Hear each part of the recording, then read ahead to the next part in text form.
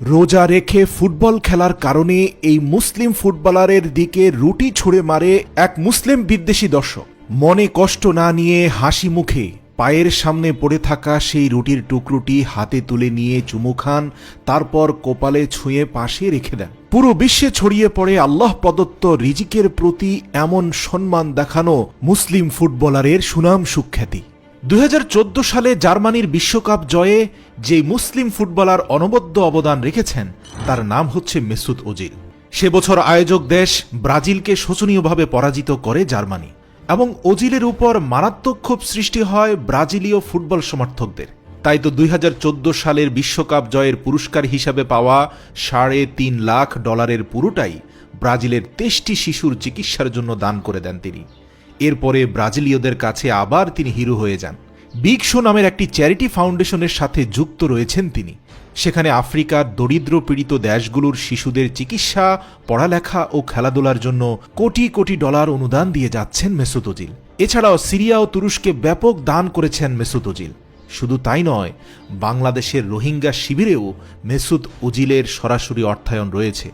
তার অর্থায়নে কক্সবাজারের রোহিঙ্গা শিবিরে খাদ্য সামগ্রী বিতরণ করেছে রেড ক্রিসেন্ট সোসাইটি। অথচ আপনি জেনে অবাক হবেন এই মেসুত ওজিলের সাথে কতটা ভয়াবহ অন্যায় করেছে জার্মান ফুটবল দল। 2010 বিশ্বকাপে Ozil man of the tournament হয়েছিল। 2014 বিশ্বকাপে জার্মানিকে বিশ্বকাপ এনে দিয়েছিল মেসুত ওজিল। কিন্তু জার্মান ফুটবলে এত অবদানের পরেও ওজিল মহা অপরাধী, কারণ ওজিল তার পূর্বপুরুষের জন্মভূমি তুরস্কের প্রেসিডেন্ট এরদোগানের সাথে দেখা করেছিল।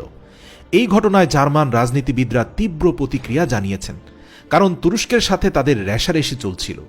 কিন্তু বিষয়টি পুরোপুরি নোংরামির পর্যায়ে চলে যায় যখন 2018 বিশ্বকাপে জার্মানি গ্রুপ পর্ব থেকেই শোচনীয়ভাবে বিদায় নেয়। এ সময় জার্মান ফুটবল ফেডারেশন নিজেদের ব্যর্থতা ঢাকতে মেসুত ওজিলকে বলির পাঠা হিসাবে সামনে ঠেলে দেয়। দায়িত্বশীল পর্যায় থেকে বলা হতে থাকে জার্মানির প্রতি তুর্কি বংশোদ্ভূত ওজিলের কোনো ভালোবাসা নেই, সে তার দলের জন্য মন দিয়ে খেলে না। সব মিলিয়ে পরিস্থিতি এমনভাবে তৈরি হয় যে গত বিশ্বকাপে জার্মানির ভরাডুবির পেছনে অন্য খেলোয়াড়দের উপর নজর না দিয়ে সবাই ওজিলের সমালোচনায় লিপ্ত হয়।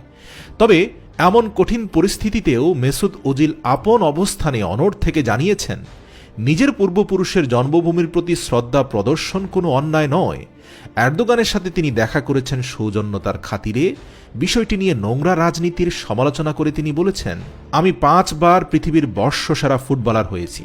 2014 সালে বিশ্বকাপ এনে দিয়েছি জার্মানকে। 2010 সাল ফুটবল বিশ্বকাপ টুর্নামেন্টের শ্রেষ্ঠ প্লেয়ার হয়েছি। জার্মানির জন্য এত কিছু যখন করেছি তখন আমি জার্মানির ছিলাম, আর যেদিন খারাপ খেলেছি সেদিন আমি তুরস্কের হয়ে গিয়েছি। কিন্তু আল্লাহ তাআলার কি লীলা খেলা, ওজিলকে অপমান করার শাস্তি যেন জার্মানি পদে পদে পাচ্ছে।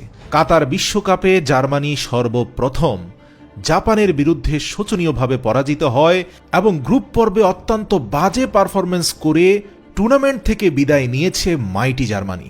এক সাংবাদিক জার্মান ফুটবল টিমের প্রধানকে প্রশ্ন করেন, 2018 সালে ওজিলের কারণে হেরেছেন, এবার কেন গ্রুপ পর্ব পার হতে পারেননি?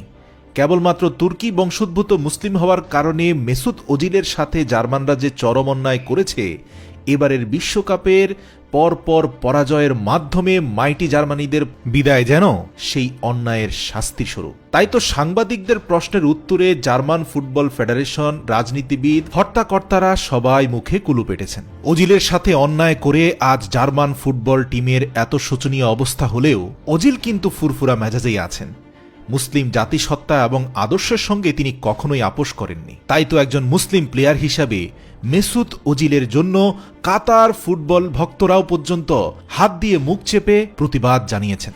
সাদিও মানে ছিলেন ইমাম সাহেবের ছেলে। সাদিও মানের বাবা ইমাম সাহেব হুজুর যখন জানতে পারেন তার ছেলের ফুটবলের প্রতি অনুরাগ, তখন একদিন ডেকে এনে বলেন, বাবা, আমাদের মতো দরিদ্র মানুষদের জন্য ফুটবল নয়, তোমাকে কিনে দেওয়ার মতো একটি ফুটবলের অর্থ আমার কাছে নেই, তাই এসব স্বপ্ন বাদ দিয়ে জীবনে কিছু হওয়ার চেষ্টা করো। কিন্তু সাদিও মানের মন বসত না কাজে, সারাক্ষণ ফুটবলের প্রতি তার মন লেগে থাকত।